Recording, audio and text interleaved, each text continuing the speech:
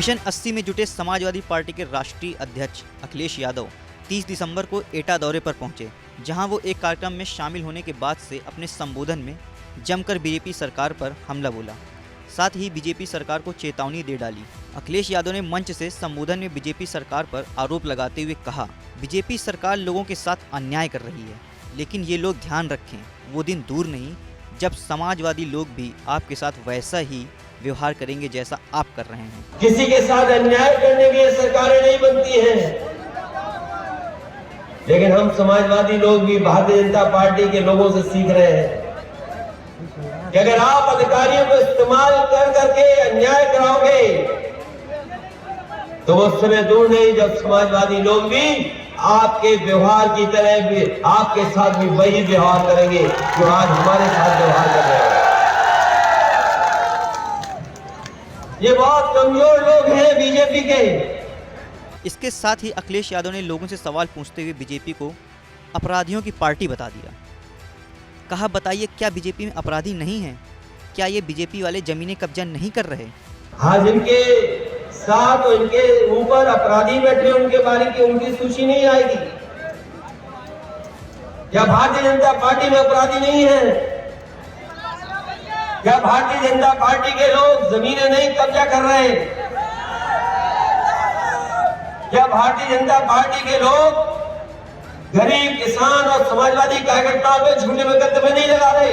अखिलेश यादव ने फिर मीडिया से बात करते हुए सांसदों के निलंबन पर बीजेपी को घेरा। कहा, 2024 का चुनाव देश के संविधान को बचाने का चुनाव है। सरकार ने सवालों के जवाब देने से बचने के लिए लोकसभा के सांसदों को निकाल दिया। साथ ही संसद में हुई सेंधमारी पर भी सरकार को घेरा। ये 24 का चुनाव देश का संविधान बचाने का चुनाव है।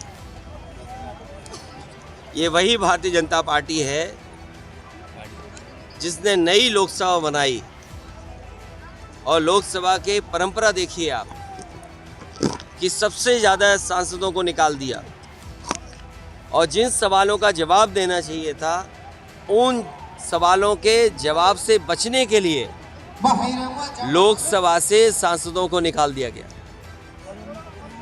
और जो सबसे सिक्योरिटी जोन है, सबसे महत्वपूर्ण इलाका, सरकार ने दावा किया था कि सबसे सिक्योरिटी बंदोबस्त अच्छा होगा, उसमें आखिरकार भारतीय जनता पार्टी के सांसद के ही पास से वो नौजवान लोकसभा में आ गए। ये लोकसभा नहीं चलाना चाहते।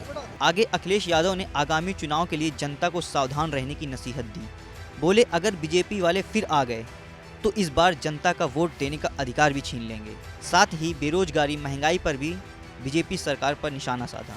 जनता को सावधान रहना है कि 24 में ये लौट करके आ गए तो वोट देने का अधिकार भी छीन लेंगे। जहां महंगाई बढ़ गई है, बेरोजगारी बढ़ गई है, ये सरकार दावा कर रही थी कि बड़े बड़े उद्योगपति आएंगे, कारखाने, उद्योग लगेंगे। अब तो हम सब लोग चुनाव में जा रहे हैं। कोई उद्योग लगा हो तो बताएं, कोई कारखाना लगा हो तो बताएं, और जिन कारखाने के लगने से कितनों को नौकरी, कितनों को रोजगार मिला, ये तो सरकार बताए। इसी जिले में समाजवादी सरकार में उत्तर प्रदेश का सबसे बड़ा बिजली का कारखाना लगना शुरू हुआ, आज तक पूरा नहीं हो पाया, और यही सरकार अगर पूरा कर देती तो जनता को सस्ती बिजली मिलती। अखिलेश यादव ने दावा किया है कि इस बार जनता और विपक्ष मिलकर बीजेपी का सफाया करेगी और यूपी में बीजेपी सभी 80 की 80 सीटें हारेगी, जिससे देश का संविधान बचेगा। विपक्ष और ये जनता जब वोट डालेगी तो भारतीय जनता पार्टी का सफाया करेगी। गठबंधन आने वाले समय में उत्तर प्रदेश में भारतीय जनता पार्टी को 80 सीटें हराएगा। 80 सीटें हराने से संविधान बचेगा, भारतीय जनता पार्टी हटेगी। भारत की बात रोहित सिंह सावल के साथ सिर्फ एबीपी न्यूज पर।